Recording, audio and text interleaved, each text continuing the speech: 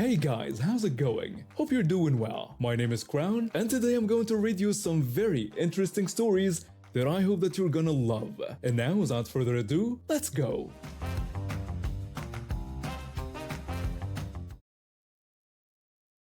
I'm a peaceful person who minds my own business. For the past 5 years, I've lived in a quiet neighborhood where most people are friendly and respectful. Well, most people except my neighbor across the street. When I first moved in, I tried to be neighborly. I waved when I saw him outside and even brought over cookies during the holidays. But it quickly became clear that he didn't care about being a good neighbor. It started small. He would park one of his trucks in front of my house instead of his own. No big deal, I thought. It's public street parking after all. But then one truck became two, then three, and before I knew it, there were about 8 to 10 trucks parked all along our street, taking up every available spot. These weren't even normal pickup trucks. They were massive work trucks that leaked oil onto the street and blocked visibility when backing out of driveways. Whenever friends or family would visit me, they had to park 3 blocks away because there was literally nowhere closer to park. I tried talking to him about it once. I asked if he could maybe not park so many vehicles in front of my house. He said it was a free country and he could park wherever he wanted on a public street. When I explained that, it made things difficult when I had visitors. He told me that wasn't his problem. And that was the end of that conversation. But the trucks were just the beginning. One day I was sitting on my porch enjoying a cup of coffee when I heard the roar of engines. To my horror, I watched as he and his teenage son drove dirt bikes straight across my front lawn, leaving deep tire tracks and tearing up the grass I had carefully maintained. I yelled at them, telling them they couldn't do that because it was my property. My neighbor just told me to relax, claiming it was just grass and would grow back. But the final straw came when I caught him watching as his large German Shepherd defecated right in the middle of my front yard. I was literally standing right there, watering my flowers. I asked him if he was going to pick up after his dog. He just shrugged and said he'd forgotten the bags at home. When I offered to provide some bags he could use, he brushed me off, saying not to worry about it and claiming it was good fertilizer. Then he just walked away, leaving me standing there. After months of this treatment, I wanted revenge. Nothing dangerous or illegal, just something to let him know he couldn't keep treating me and my property with such disrespect. That's when I remembered reading about how intelligent crows are. I started researching crow behavior and learned that they're smart birds who can recognize human faces and even hold grudges. They also love certain foods like peanuts, eggs, and cat food. So I began leaving these treats in my yard every morning. At first, only 1 or 2 crows would show up, but crows talk to each other, and within a few weeks I had a regular group of 5 or 6 crows visiting my yard daily for their breakfast. Once they were comfortable with me, I started leaving the treats on my side of the street, but close enough to my neighbors' trucks. The crows quickly learned the routine. They'd wait in the trees above, watching for me to leave their daily offering. These birds became selective. They never made a mess on my property or my car in the driveway. Not even once in the 3 months I've been feeding them. Instead, they perched in the trees that lined the street, the same trees that happened to hang directly over where my neighbor parked his trucks. I never actually told the crows to do anything to his trucks. I didn't have to. Nature simply took its course, and crow droppings have a corrosive effect on vehicle paint. The first time I noticed the white splatters all over his trucks, I smiled. The neighbor noticed too. I was weeding my garden when I heard him cursing loudly one morning. He was shouting about what was all over his trucks. He looked up at the crows perched in the trees, then looked at me suspiciously. He asked me if I had something to do with the birds. I replied that they were wild birds, and nobody controls where they go or what they do. He pointed out that they weren't making a mess on my car. I just said it was funny how nature works sometimes. He tried different tactics to scare them away. He put up fake owls, hung CDs from strings to create reflections, and even tried shooting them with a BB gun, which I reported to animal control. Nothing worked. In fact, the crows seemed to take his attempts personally, and their numbers grew. The crows now act as my unofficial security system. When the neighbor or his son tried to cut across my lawn, On their dirt bikes again, the crows dive-bombed them so aggressively that they never attempted it again. His dog also learned to stay away from my yard after being swarmed once while trying to do his business. It's been 6 months since my crow alliance began, and the change has been remarkable. Several of his trucks have been moved elsewhere, likely to avoid further damage. He gives my property a wide berth, and I haven't had to deal with any more disrespectful behavior. Sometimes I catch him looking up nervously at the trees, where my feathered friends wait silently, watching. They don't make much noise to bother the other neighbors, but they're always there, like dark guardians perched above. I still leave treats for the crows every morning. It seems only fair to reward such loyal allies. And if my neighbor ever decides to retaliate against me or try to harm the crows, well, crows don't just have long memories. They also have large extended families. They communicate with each other across miles, and they hold grudges. I may have started with just a handful of crow friends, but they're legion now, and I sleep better knowing they've got my back.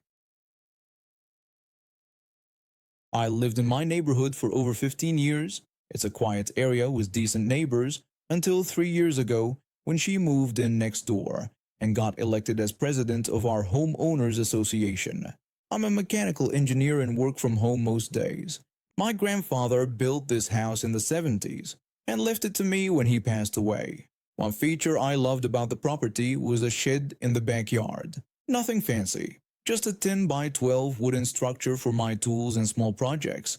That shed had been there since the house was built, marked on the original blueprints, and never an issue with any previous homeowners association board. From day one, the new homeowners association president had it out for me. I think because I refused to cut down my oak tree when she complained about leaves in her yard. Whatever the reason, she started nitpicking everything about my property. She complained that my mailbox was 2 inches taller than regulation. I pointed out it was the original mailbox that had been there for decades. Then she criticized me because my grass exceeded the 3-inch height limit one weekend.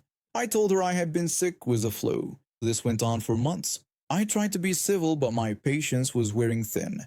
Last month, I planned a 2-week vacation to visit my sister in Colorado. I hadn't taken time off in years. I left early on a Saturday morning, my house secure and everything in order. When I returned, I pulled into my driveway, late at night, tired from travel. The next morning, I noticed something was off about my backyard. I walked outside with my coffee and nearly dropped my mug. My shed was gone, completely gone. Just a flat concrete pad where it had stood for nearly 50 years. I called the homeowners association office right away. I asked what happened to my shed. The secretary hesitated and said she needed to check the records. She then told me, according to their documents, my shed violated homeowners association bylaws and was removed during scheduled enforcement. I said the shed had been there since before there was a homeowners association. The secretary said she'd have the president call me back. She never called. Instead, I got a letter saying my shed had been an unauthorized structure that violated setback requirements and was constructed without proper approval. It also said I would be billed $1,200 for the demolition and removal costs. I was livid. I went straight to the county records office and pulled the original property plans. The shed was clearly marked on the blueprints approved by the county in 1974. I also found the homeowners association covenant that specifically grandfathered in all structures existing before the association was formed in 1986. I took these documents to the homeowners association president's house. She answered the door in her tennis outfit with a smug expression. I told her she had no right to tear down my shed. It was on the original property plans and grandfathered in by their own regulations. She said the board had voted and found it was an eyesore. She added that if I had attended more meetings, I could have defended my workshop, but what was done was done. When I told her I was never notified about any vote, she claimed notices were mailed and it wasn't her fault if I didn't check my mail. I knew she was lying since I check my mail regularly because of my online shopping habits. I told her I'd be filing a lawsuit. She replied that the homeowners association had legal funds set aside for these matters and asked if I did. Then she closed the door in my face. Walking back to my property, I noticed her pride and joy. An elaborate garden with imported flowers that had won the county's best residential landscape 3 years running. She spent thousands on it and was always out there pruning and fussing. I filed my lawsuit the next day. The process was slow and would take months before we got to court. Meanwhile, I researched our homeowners association president. She had been breaking the very rules she enforced on others. Her fence was higher than regulation, she had non-approved shutters, and she'd installed a water feature without permits. One hot, dry weekend, I noticed she was away at her lake house. Perfect drought conditions. No rain for weeks, everything bone dry. That night, I may have dropped a lit cigarette near her garden while taking a walk. I don't even smoke, so it would be hard to trace back to me. By morning, her award-winning garden was ashes. The fire department came quickly enough to stop it from spreading to her house, but her plants were beyond saving. When we finally got to court 3 months later, I brought all my documentation. The judge asked if they had demolished a structure clearly included in the original property plans, without proper notification to the owner while I was out of town. The Homeowners Association president said they had sent notices and I never respond to Homeowners Association communications. I showed my complete file of all Homeowners Association correspondence, organized and dated. There was no notice about my shed. The judge ruled in my favor. The Homeowners Association had to pay for a new shed of equal size and quality, plus $5,000 in damages for the illegal demolition. The president was removed from the board for abuse of power. She never figured out what happened to her garden. When I'm working in my new shed, I look over at her struggling to regrow her flowers, and I smile. I was a thumbsucker as a kid. This wasn't just an occasional habit. It was my comfort in a world that felt chaotic. This was the late 1970s, when parenting methods were more experimental than now. My parents tried everything to break my habit. First came the bitter nail polish made to make thumbsucking unpleasant. I hated the taste, but found that pushing through the initial bad taste, my saliva would wash it away. Next came Tabasco sauce, which they put on my thumb before bedtime. I dealt with this by sneaking a glass of water to my room and dunking my thumb to wash away the spice before putting it back in my mouth. They tried reasoning with me, bribing me, even threats about crooked teeth. Nothing worked. The more people pointed it out, the more I used my thumb for comfort. Teased at school, thumb in mouth. Nervous about a test, thumb in mouth. Watching a scary movie, you guessed it. By age 7, I was still doing it despite being past the age when most kids had stopped. I knew it was seen as babyish, but didn't care enough to stop. That changed on one day during a Girl Scout brownie trip. Our troop had arranged a tour of a United States Navy vessel docked in our city. This was a big deal, seeing a real military ship up close. We've been talking about it for weeks. The morning of the tour, we gathered at the dock in our brown uniforms, excited and chattering. The ship was massive and gray against the sky. To board, we walked up a narrow gangplank, a long, slightly bouncy walkway that connected the dock to the ship. For a 7-year-old, this was intimidating. As we lined up to board, I put my thumb in my mouth. It was my response to feeling anxious, and walking across that skinny bridge with water below made me anxious. Our troop leader went first, then girl by girl, we followed. When my turn came, I slowly walked across, eyes wide, thumb firmly in my mouth. A sailor stood at the ship end of the gangplank, helping each of us step onto the deck. He wore a crisp white uniform looking official. As he helped me aboard, he noticed my thumb sucking. He knelt down to my level and warned me that if I kept sucking my thumb, it would fall off. I gave him what was probably a big eye roll. I'd heard warnings before from adults trying to scare me out of my habit. But then, the sailor did something I wasn't ready for. He held out his hand toward me. Where his thumb should have been was just a small knob.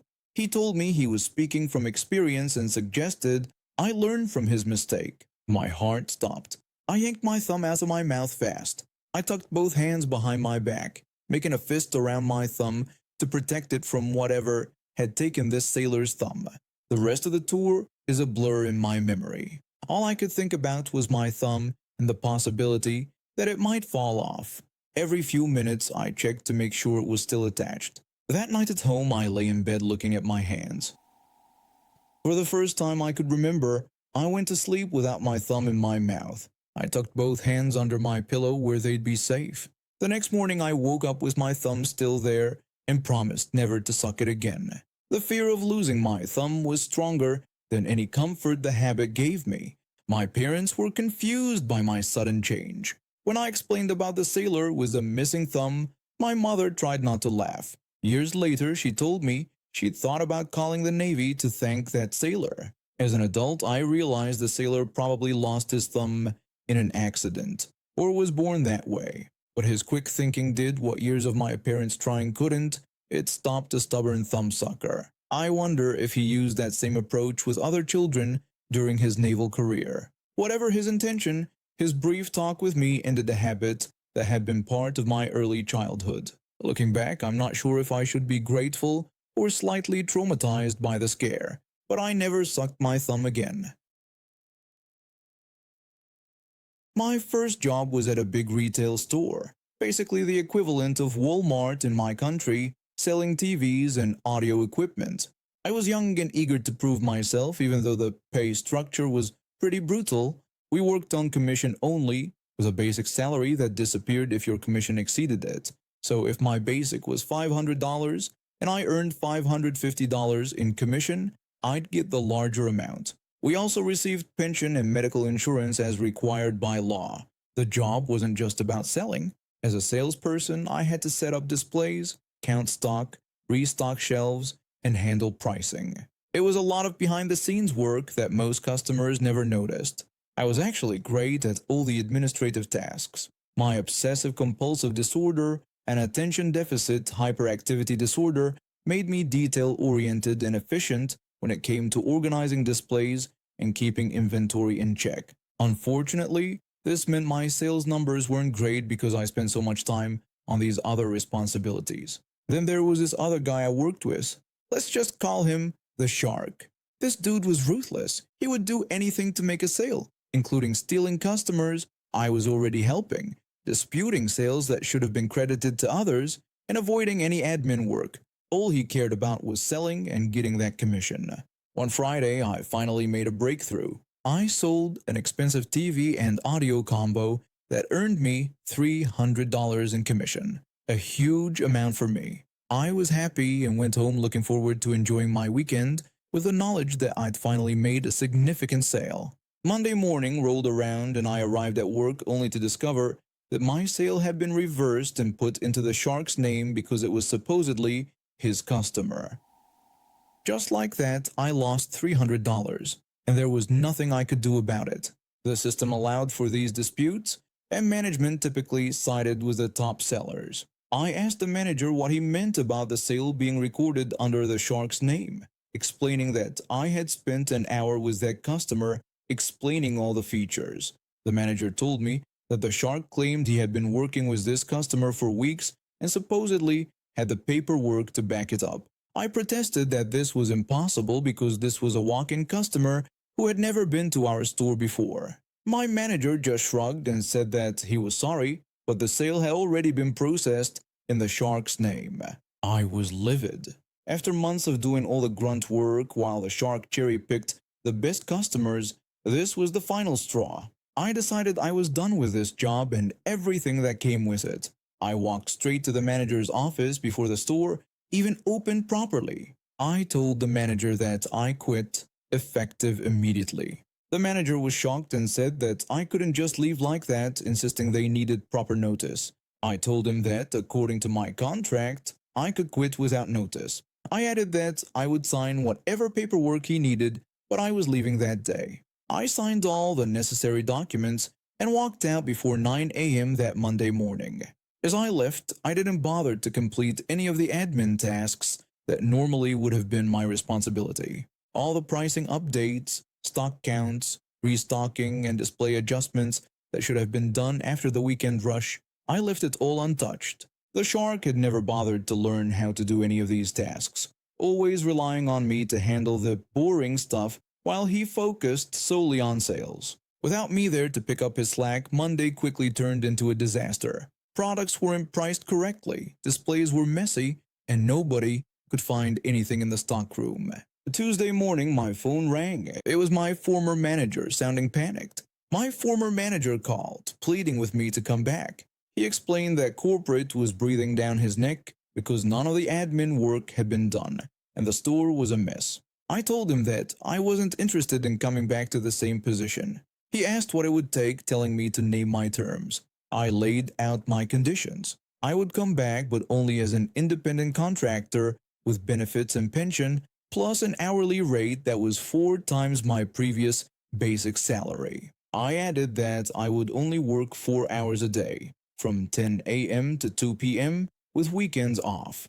There was a long pause on the other end of the line. Finally, the manager calculated that this would amount to $2,000 a month for just 20 hours a week. I confirmed that was exactly what I wanted and told him to take it or leave it. He agreed to my terms. When he asked when I could start, I told him I'd be there tomorrow. I returned on Wednesday, but not as a regular employee. I was now a subcontracted manager with a very specific job: to train the shark on all the administrative tasks and document his mistakes. I didn't have to do any of the physical work myself. I just had to direct him and show him where and how to put things.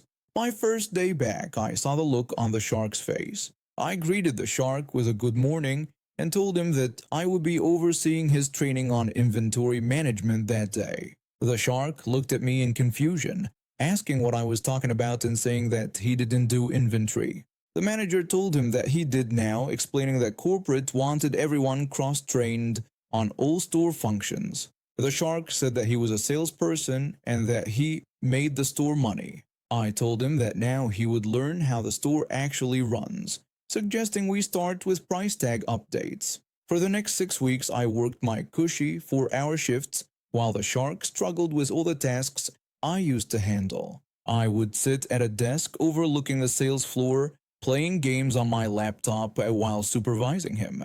When a customer needed assistance, he had to either ignore them, losing a sale, or help them and fall behind on his admin tasks. The shark complained that the situation was ridiculous, saying he couldn't count inventory and help customers at the same time. I responded that it was an interesting problem, yet I had managed to do both for months while he focused only on sales. The shark said he wasn't hired to stock shelves and count inventory. I corrected him, pointing out that it was in his job description on page 2, paragraph 3, and offering to print him another copy if he needed it. His complaints and groans were music to my ears. He couldn't understand how I had managed all these tasks so efficiently, and now he was drowning in paperwork and losing sales because he couldn't be in 2 places at once.